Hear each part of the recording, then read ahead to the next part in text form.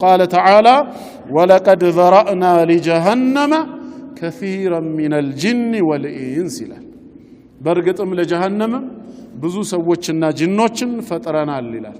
እዚህ ላይ ብዙ ጊዜ ሹባሃት ይነሳል። ሙስሊም ያልሆኑ አካላት ሙስሊሙን ለማደናገር እንደ ጥያቄ የሚያነሱ አሉ።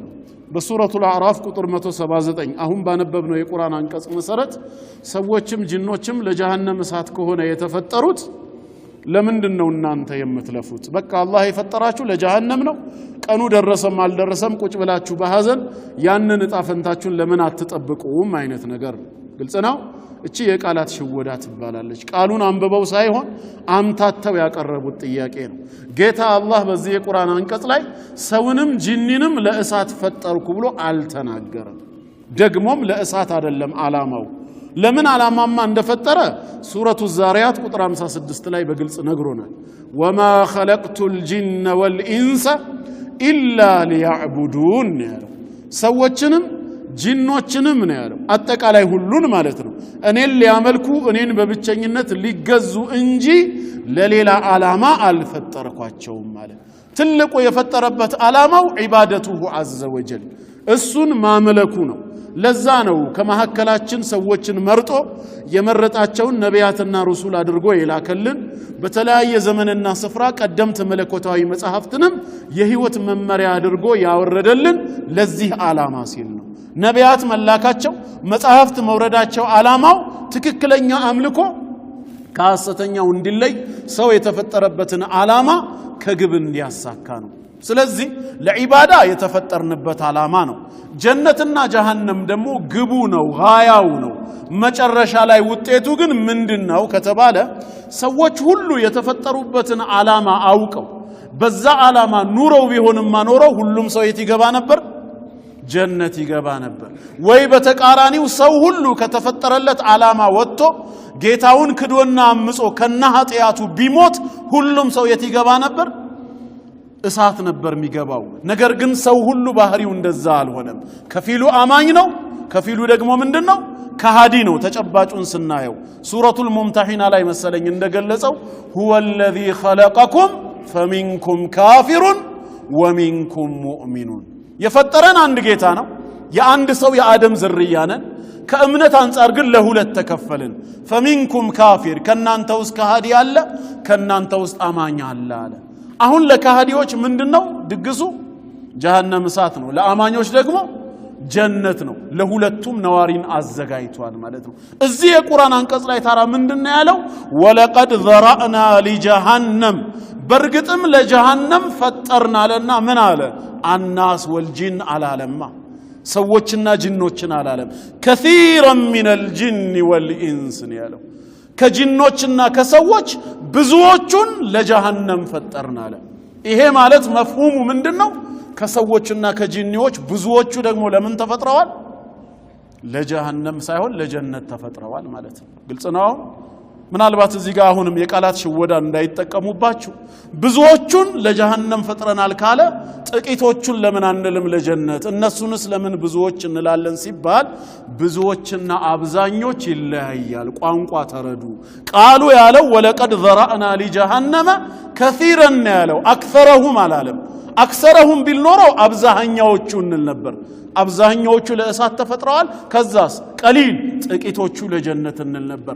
ያለው ከሲራን ነው፣ አብዛኛዎቹን ሳይሆን ብዙዎችን ነው ያለው። ስለዚህ ብዙ ሰዎች የጥፋት ሰው ከሆኑ ሌሎች ብዙዎች ደግሞ ምን መሆን ይችላሉ? የጀነት መሆን ይችላሉ። ሁለት ብዙዎች የግድ ጥቂት ለመባል ሌላኛው ምን መሆን አለበት ካሉ አብዛኛው ነው እንጂ ብዙ አይደለም። አብዛኛው ከተባለ የተቀረው ምን ይባላል? ጥቂቱ ይባላል። ብዙዎች ከተባለ ግን የተቀረውንም ብዙ ለማለት የሚከለክለን ነገር የለም። ሁለት ተፎካካሪ ፓርቲዎች በሀገራችን ቢኖሩ ተውት፣ ፓርቲው ይቅር፣ ስለ ዲን አይደል የምናወራው። በእኛ በጀማዓ እንምጣ።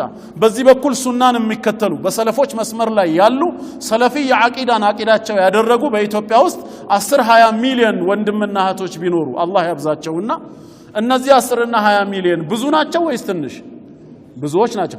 በተቃራኒው ደግሞ በሌላ መስመር ላይ ሄደው በቢድዓ በጥመት መንገድ ላይ የሚጓዙ 10-20 ሚሊዮን ደግሞ ሙስሊሞች ቢኖሩ አላህ ከጥመት ይጠብቀን። እነሱስ ብዙ ናቸው ጥቂት?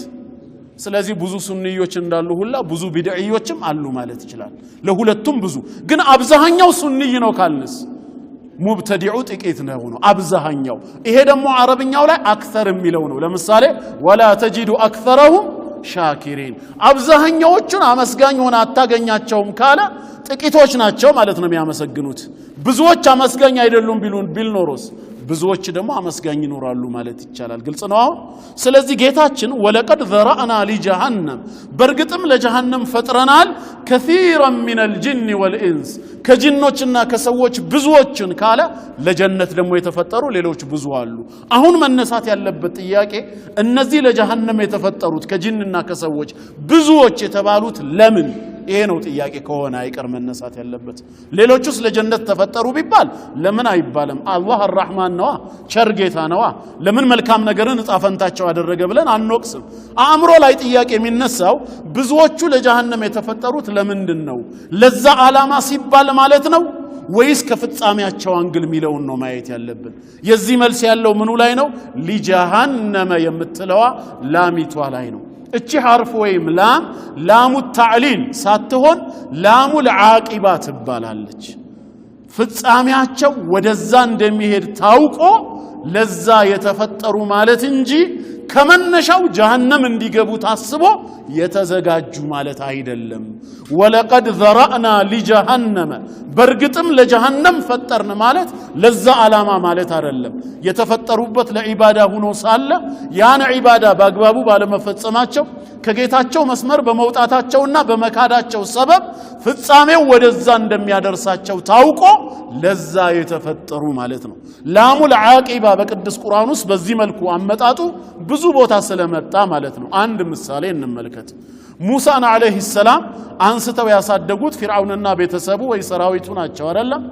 ለምን ዓላማ ነው ጥያቄው ለምን አሳደጉት ከነ ፊርዓውን አንግል ስናየው وقالت امراه فرعون የፊርዓውን ባለቤት ምን አለች ቁረቱ አይን لي ولك አለች لا تقتلوه አትግደሉት ቁረቱ አይን لي ولك ለኔም ላንተም የአይን ማረፊያ ይሆናል ምናልባት ወደፊት ያደገ ጊዜ عسى ان ينفعنا ሊጠቅመን ይከጀላል او نتخذه ولدا ወይም ልጅ አድርገን እንይዘዋለንና አለች እነሱ ያሳደጉበት ዓላማው ለምንድን ነበር ማለት ነው የአይን ማረፊያ እንዲሆን ወደፊት እንዲጠቅማቸው ልጅ አድርገው እንዲይዙስ ነው አይደል ጌታችን ግን በተቃራኒው ነገረን والتقطه آل فرعون የፊርዓውን ሰራዊቶች ሙሳ አለይሂ ሰላምን አንስተው አሳደጉት ለምን ليكون لهم عدوا وحزنا ጠላትና ትካዜ ሊሆንባቸው አለ እነሱ ሲያነሱት ጠላት ይሁንብን ትካዜ ይሁንብን ብለው ነበር እንዴ አይደለም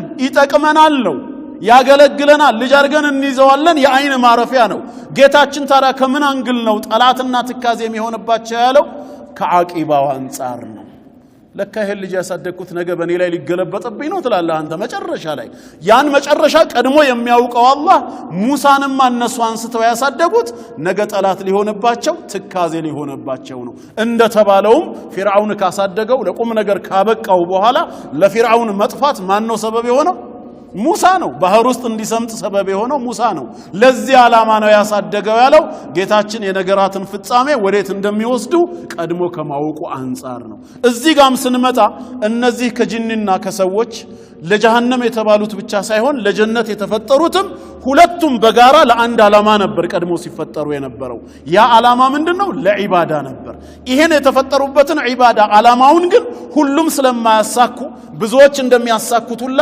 ብዙዎች ደግሞ ከዚህ ዓላማ ውጭ እንደሚሆኑ ስለሚያውቅ እነዚህን ነው ወለቀድ ዘራአና ለጀሃነም ያለው ከፍጻሜያቸው አንግል ግልጽ ነው ስለዚህ ጌታችን ላይ ምንም እናሰማው ተቃውሞ የለም ይበልጥ ደግሞ ግልጽ የሚሆነበት ምንድነው ሲያቅ ኮንቴክስት ነው ቀጥለን ደግሞ ስናነብ ያብራራዋል እንደዚህም ብሎ አንቀጹ አልቆምማ كثيرا من الجن والانس قال በኋላ لهم قلوب على ሲያብራራ እነዚህ ለጀሃነም ተፈጠሩ የተባሉት ከጂንና ከሰዎች ብዙዎቹ لهم قلوب ልክ እንደ አማኞቹ ለጀነት እንደተዘጋጁት ልብ ነበራቸው لا يفقهون بها ግን አልተገነዘቡበትም ሊቀበሉ አልፈቀዱም ወለሁም አዛኑን ጆሮ ሰጥቷቸው ነበር አላህ لا يسمعون بها የማይሰሙበት ሆነ ሐቅን አላዳመጡም ወለሁም አዕዩኑን ሁለት አይኖችን ሰጥቷቸው ነበር ለእያንዳንዳቸው لا يبصرون بها ሐቅን ሊያዩበት አልፈቀዱም ኡላኢከ ከልአንዓም እንዲህ አይነቶቹ ልክ እንደ እንስሳ ናቸው